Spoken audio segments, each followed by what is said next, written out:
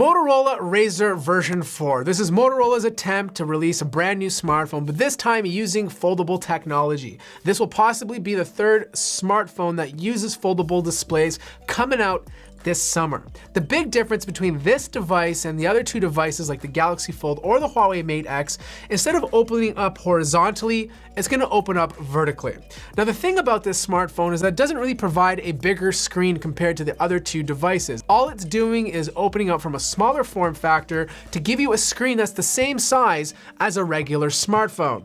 Now the problem with this is that it doesn't really provide any added benefits. Why should you buy this type of foldable display compared to a regular smartphone that's gonna give you the exact same size of the display? The only real advantage that I actually see is that you have a smaller phone to fit in your pocket. Now, is spending $1,500 on a device like this worth it for a lot of people? No. Absolutely not, because at the end of the day, Motorola is taking advantage of people's nostalgia. If you take a look at the specs, for example, they're very, very mediocre. You're getting a Snapdragon 710, you're getting a display that's not even 1080p, you're getting battery life that's using 2700 milliamps, so I'm not expecting this thing to be a powerhouse in the battery department.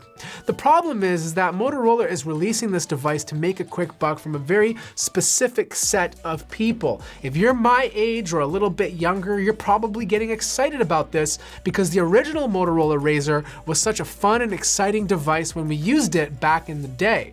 Now, even though I don't think this is gonna be the most popular device, they'll just have like a nice marketing push, I do think it's still important to release these types of devices. This is a new way of folding the hinge. The hinge itself is gonna be much smaller than the one on the Galaxy Fold. So even though still at the end of the day it is a hinge, it's moving slightly less moving parts, which means it should be a bit more durable. Now, is it gonna be perfect? Obviously not. We've used previous Motorola RAZR devices in the past, and there's always been a bunch that had their hinges broken. There's also no front-facing camera. You'll have to use the camera on the back of the device to take any selfies. Headphone jack is gone, wireless charging is there, and I'm very curious to see how they would utilize the front screen. Is it gonna be strictly for notifications? Will you be able to touch it and be able to interact with it to do simple things like text messages? Also, the thick piece on the bottom, what are they gonna do with that? Is it just gonna be a lip so that you can get your finger under the phone so you can open it up easier? Or are they gonna put touch inputs on it to quickly access some of your favorite features like making a call or loading up your text message? Now, it's cool. I like these style of devices. If I can get one, I'm definitely gonna review it. But I think from a practical standpoint, from a reason to buy it, I just don't think it's there for the majority of consumers. This is strictly a pure nostalgic push in the hopes that some people in my generation will buy it to remember the good old days.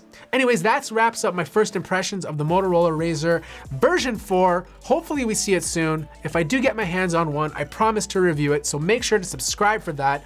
Like the video if you liked it, and as always, I'll see you guys in the next video.